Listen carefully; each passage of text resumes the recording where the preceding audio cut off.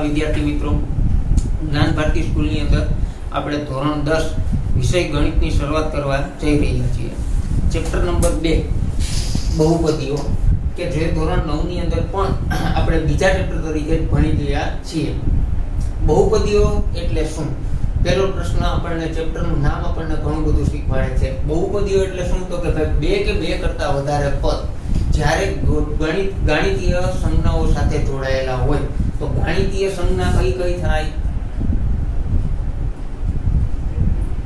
ગાણિતીય સંજ્ઞા એટલે કે સરવાળો, બાદબાકી, ગુણાકાર કે ભાગાકાર આવા કોઈ સંકેત વડે જોડાયેલા હોય ત્યારે જે આપણને પદ બને છે એવા પદોને આપણે શું કહેશું? બહુપદી. તો બીજો પ્રશ્ન આપણને એ થાય કે કેને પદ કહેશું આપણે? તો કે જ્યારે કોઈ સંખ્યા અને ચલ આ કોઈ સંકેત વડે જોડાયેલા હોય તો એને કહેવાય પદ. અને એવા બે કે બે કરતા વધારે પદ આના વડે એટલે કે ગાણિતીય સંજ્ઞાથી જોડાયેલા હોય તો એને કહેવાય બહુપદીઓ. જેમ કે અહીંયા હું એક ઉદાહરણ તરીકે લખું છું 5x. તો આગળના ધોરણોમાં જ્યારે આપણે આવું કાંઈ લખતા હતા ત્યારે આને આ રીતે લખતા હતા, 5 ગુણાકારમાં x, કે x ને આપણે કહેતા હતા ચલ, 5 ને કહેતા હતા સંખ્યા અથવા તો અચળ સંખ્યા, કે જે 5 એટલે કે એનું મૂલ્ય કેવું છે? ફિક્સ જ છે, નક્કી જ છે. જ્યારે ચલનું કાંઈ મૂલ્ય નક્કી હોતું નથી. આ દાખલામાં કંઈક કિંમત બીજી હોય તો બીજા દાખલામાં કંઈક અલગ રીતે કિંમત મળે, એટલે કે ચલની કિંમત કાંઈ નક્કી હોતી નથી. તો ચલ, સંખ્યા અને ગાણિતીય સંજ્ઞા આટલું બધું ભેગું થાય ત્યારે એક પદ થાય. આવા પદ પાછા કોઈ સંકેત વડે જોડાયેલા હોય એને કહેવાય બહુપદી. જેમ કે 2x² + 8x - 7 આ એક બહુપદીનું ઉદાહરણ થાય. શા માટે બહુપદી કીધી? તો કે આ એક પદ, આ બીજું પદ અને આ ત્રીજું પદ કે જે સરવાળો અને બાદબાકી જેવા સંકેત વડે જોડાયેલા છે.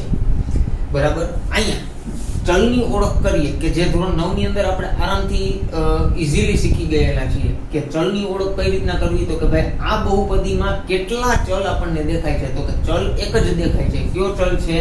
x. બે વખત આવ્યો છે એ બીજો પ્રશ્ન થાય, પણ અહીંયા ચલ કેટલા છે? માત્ર એક જ. જો હું આમ લખું 2x³ - 8/7y + z, તો અહીંયા છે તો આ પણ બહુપદી, પણ ચલની સંખ્યા કેટલી છે? તો કે 3. અને કયા કયા ચલ છે? ચલ x, ચલ y અને ચલ z. આ બંનેમાં તફાવત શું છે? તો કે આ છે 3 ચલ વાળી બહુપદી કહેવાય. જ્યારે આ બહુપદી છે એ માત્ર એક જ ચલ વાળી બહુપદી છે કે જેની મહત્તમ ઘાત કેટલી છે? 2 મહત્તમ ઘાત છે. અને 2 મહત્તમ ઘાત વાળી બહુપદીને આપણે કેવી બહુપદી કહેતા હતા? યાદ કરો ધોરણ 9. તો આવી બહુપદીને આપણે દ્વિઘાત બહુપદી આવું દર્શાવતા હતા કે જે બહુપદીની ચલ એક જ છે પણ એની મહત્તમ ઘાત કેટલી છે? 2. તો આવી બહુપદીને કેવી બહુપદી કહેશું? દ્વિઘાત બહુપદી. તો ધોરણ 9 માં આપણે આવું એક શીખી ગયેલા છીએ. બહુપદીની ઓળખ કરતા, બહુપદીમાં રહેલા ચલને ઓળખતા, એના ઘાતના પ્રમાણમાં વિસ્તરણ કરતા, એવું બધું આપણે જોઈ ગયા છીએ. છતાં પણ હજી એક વખત આપણે પાછું ફરીથી રિવિઝન કરી લઈએ.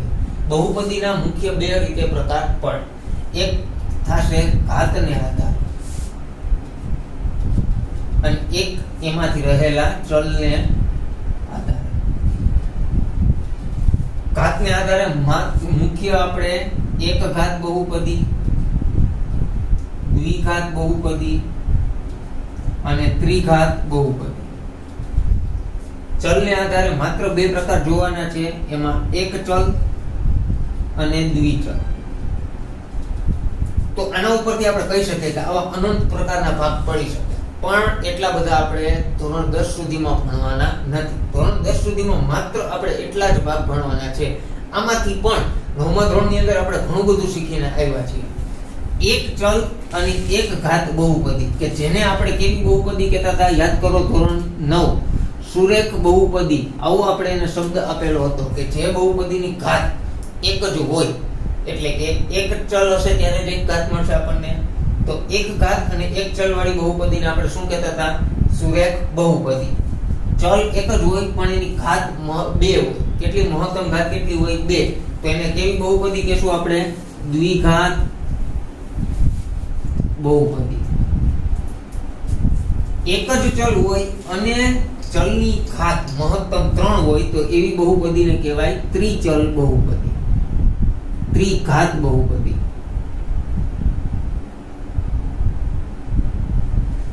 પછી ધોરણ 9 માં આપણે ચોથું ચેપ્ટર ભણી ગયા કે જેનું નામ હતું દ્વિચલ સુરેખ સમીકરણ. એ આપણે ધોરણ 10 ની અંદર પણ આવે છે ત્યારે આપણે જોશું. અહીંયા ધોરણ 10 ની અંદર પણ એ ચોથું ચેપ્ટર જ છે પણ એ ચોથા ચેપ્ટર ની અંદર જોશું. આમાંથી આપણે ધોરણ 9 ની અંદર એક ચલ અને એક ઘાત બહુપદી સૌથી વધારે ભણી ગયેલા છીએ. એક ચલ અને દ્વિઘાતમાં પણ તમે થોડું ઘણું શીખીને આવ્યા છો. હવે ધોરણ 10 ની અંદર આપણે એક ચલ અને 3 ઘાત બહુપદી વિશેનું સમજ મેળવવાની છે. આ બધી વસ્તુ તો આપણે ભણી ગયા, શીખી ગયા, જોઈ ગયા, આપણને ખ્યાલ આવી ગયો છે હવે કે આ બધી વસ્તુ શું છે, કેને એક ચલ કહેવાય, કોને દ્વિચલ કહેવાય, કોને ત્રિચલ કહેવાય. પણ આપણે આને સામાન્ય રીતે લખવું હોય તો આપણે કઈ રીતે એને લખી શકીએ છીએ? તો કે પહેલા તો કે બહુપદીને દર્શાવવી કઈ રીતે. બહુપદીનું પોતાનું અંગ્રેજી નામ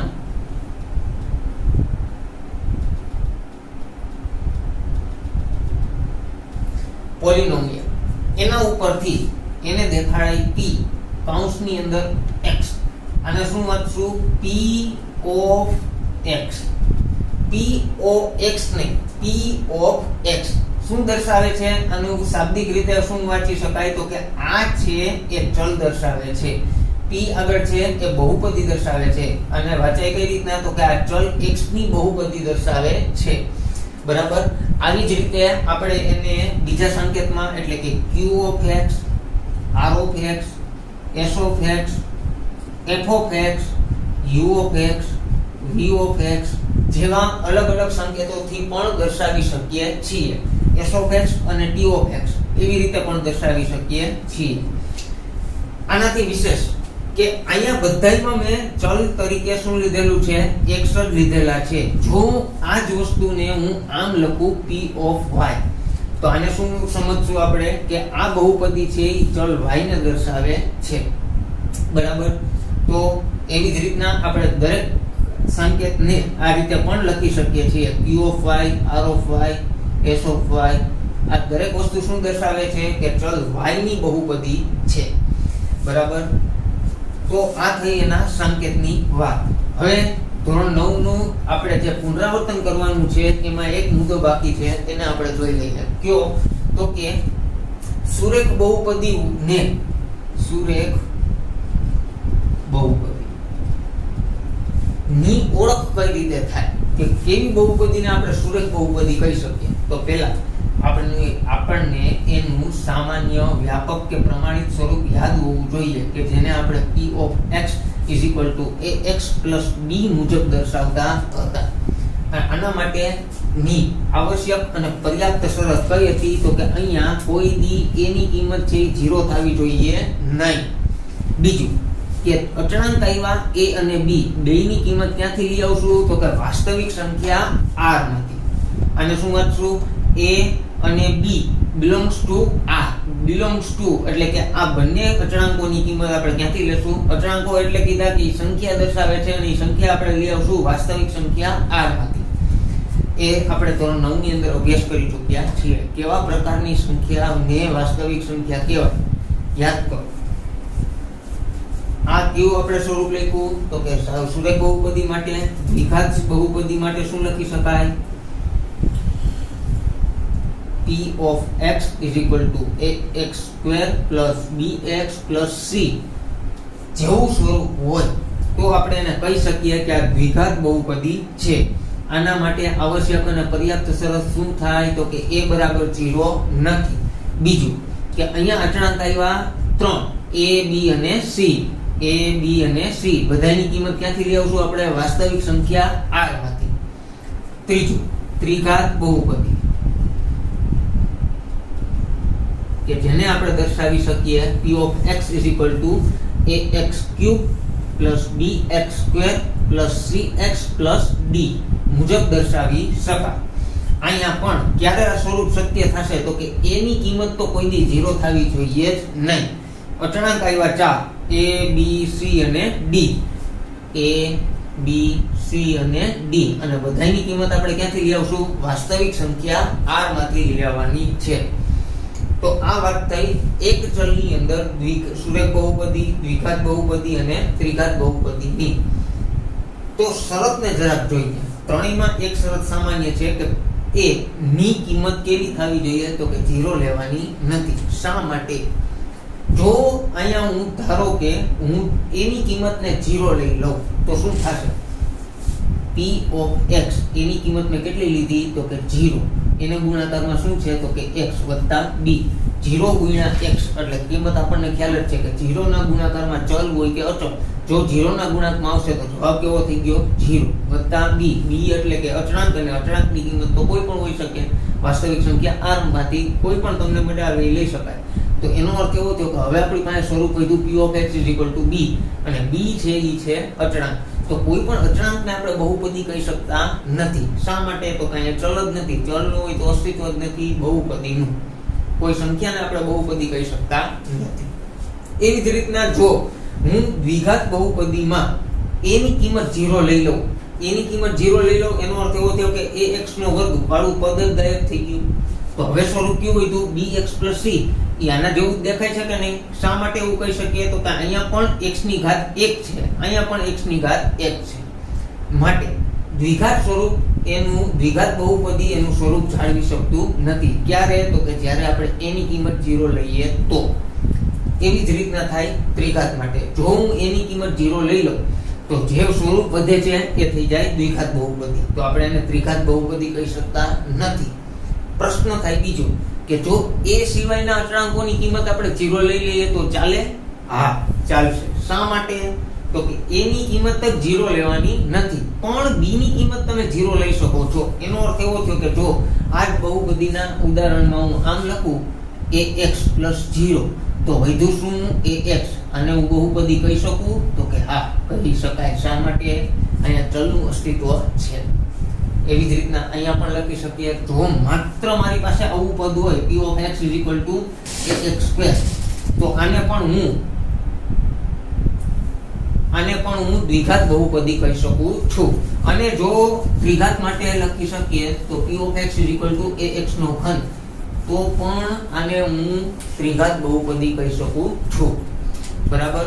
તો હવે નેક્સ્ટ ટાઈમ આપણે જ્યારે સ્ટાર્ટ કરીએ ત્યારે આનાથી આગળનો અભ્યાસ કરીશું.